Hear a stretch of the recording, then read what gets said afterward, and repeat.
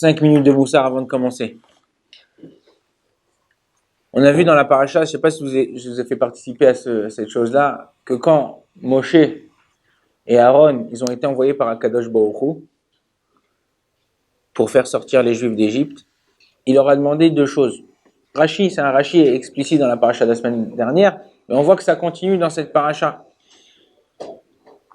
Paro lui dit, c'est la dernière fois que tu vois ma face, la prochaine fois que tu verras ma face, je te tue, tu mourras. Il y a un mec qui dit quelque chose comme ça, pardon. Quelqu'un qui dit quelque chose comme ça, qui parle comme ça, et tu sais que derrière, tu as des grosses épaules, tu as des épaules larges, tu as le bon Dieu derrière toi, tu lui dis quoi? Et tu le mets tout de suite par terre. Mais lui, non, Moshe, il reste zen, il lui répond, il lui dit, il n'y a pas de problème, c'est la dernière fois que je vois de ta face, je m'en vais, il est parti, même pas il s'est énervé, même pas. Pourquoi? Parce que dans la paracha de la semaine dernière, qu'est-ce qu'il a dit à Kadosh, qu'est-ce qu'il lui a demandé à Kadosh Baruch Hu? Deux choses. Et le Midrash, il allonge dans ces choses-là. C'est quoi? Première chose, il a dit que vous devrez supporter les Bnei Israël. C'est la mitzvot. Vous devrez supporter les Bnei Israël, même s'ils vous crachent à la figure, même s'ils vous parlent mal, même si machin. Ça, c'est le Ham Israël. On voit nos enfants, ils sont malades, ils sont fatigués, ils vont à l'école, ils veulent pas aller, ils veulent s'habiller. Quoi qu'il arrive, si c'était quelqu'un d'autre, coup de tête balayette, là non, on les supporte, on machin, on dit d'accord, on s'énerve un peu de temps en temps, mais c'est nos enfants, même s'ils nous font des choses graves, on supporte. Ça, c'est première chose. Deuxième chose, il a dit que quand tu parles avec Paro, parle-lui avec Kavod. Comme ça, il a demandé à Kadosh Baruch Hu, Moshe Aaron. Parle-lui avec Kavod. Il dit, c'est un roi, c'est la royauté, tu dois lui parler avec Kavod. À tel point qu'il dit pourquoi, il y en a qui expliquent pourquoi, il dit parce que si il avait manqué de Kavod à Pharaon, et Pharaon, pardon, et si Pharaon, il s'aurait tu, il aurait dit pour ce mérite-là, Akadosh Baruch Hu, il n'aurait pas, Kivyachol, pu faire sortir les Juifs d'Égypte. Parce que je vous ai dit une fois, quand quelqu'un, on lui fait honte, on lui parle mal, et il garde son sang-froid, il a envie de répondre. C'est un nœud de tension, et même que tu vas lui dire n'importe quoi, il va pas te répondre. Non, c'est un mec qui a du répondant, mais il garde son sang-froid, il te répond pas. Ce qu'il demande à Kadosh Baruch Hu, ou ce qu'il veut, ça s'exauce. Quelqu'un qui est beauté Arba Hashem, qui croit en Kadosh Baruch Hu, que tout ce que lui arrive, ça vient d'Hachem, personne ne peut le toucher, même pas d'un cheveu. Mais il faut avoir cette émouna-là. Donc encore une fois, on voit que le fait de être reconnaissant, Akadosh Baruch Hu, il t'a choisi à toi. C'est toi après Dieu, c'est toi le patron. Moshe Rabbeinu, Aaron, il t'a choisi. Sois reconnaissant. Quand il te demande de faire quelque chose, sois reconnaissant et fais-le. Le Rav Eliashiv, quand il s'est fait opérer par un professeur, je ne me rappelle plus si c'était des États-Unis ou de Londres.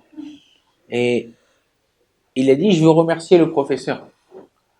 Alors, il y avait toujours, entre le Rav Eliashiv et le docteur, un traducteur qui comprenait l'anglais, qui lui traduisait au Rav Eliashiv ce qu'il allait se passer.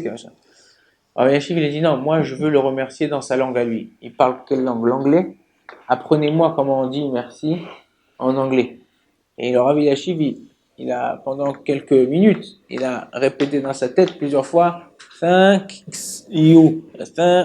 Et quand il est arrivé devant le médecin, une fois qu'il a opéré, que tout s'est bien passé, il lui a dit thank you. Hop, il lui a remercié tout de suite. Il a dit quand tu remercies quelqu'un ça fait plus plaisir quand tu parles le langage ou tu remercies la personne dans son langage que quand tu lui dis bon merci beaucoup, l'autre il traduit merci beaucoup. Quand tu fais quelque chose vis-à-vis de l'autre, même si t'es pas obligé, mais l'autre c'est son métier, il n'a pas reçu de l'argent pour faire l'opération, il a reçu de l'argent. Alors pourquoi je devrais lui dire merci? Non, il a fait, d'accord, il a fait, mais il a mis du cœur, j'ai un ami qui habite ici à Ramat Aleph,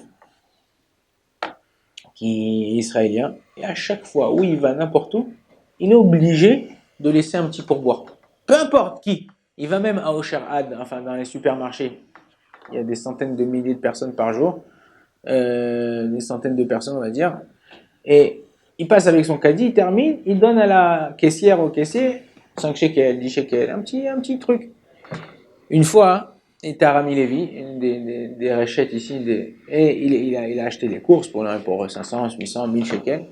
Et à la fin, il a donné une petite pièce, un petit billet à la caissière. Il dit non, non, mais j'ai pas besoin, je travaille. Il dit, non, mais ça, tu t'as fait passer, t'es gentil, t'es machin, ah, tiens.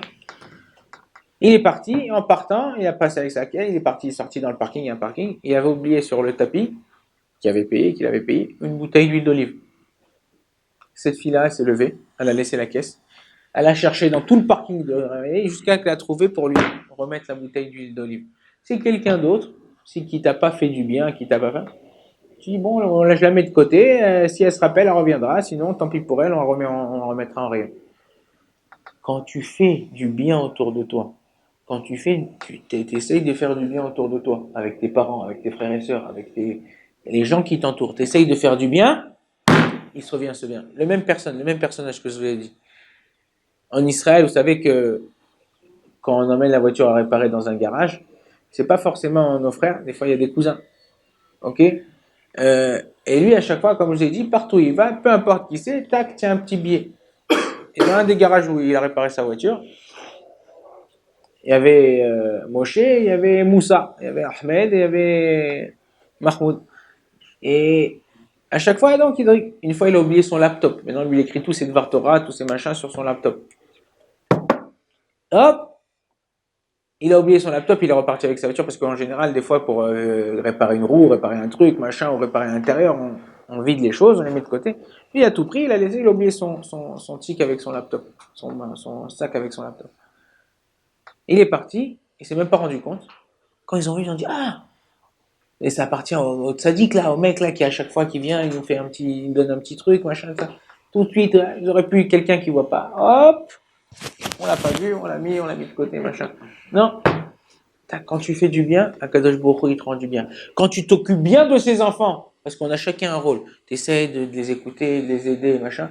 Akadosh Baruch Hu, il s'occupe de tes enfants que t'as pas besoin toi aussi de trucs. Donc voilà, prendre ça sur nous-mêmes. Prendre sur nous-mêmes de faire attention de être akaratato, quand Akadosh Baruch Hu nous donne une mission, de l'accomplir jusqu'au bout. Et c'est ça la vraie mission. Pas dire, ah j'en ai marre, ça me saoule, machin. Non, c'est la mission d'Akadosh Baruch Hu. Je le vais avec elle jusqu'au bout. Baruch Adonai, le Olam. Amen, amen.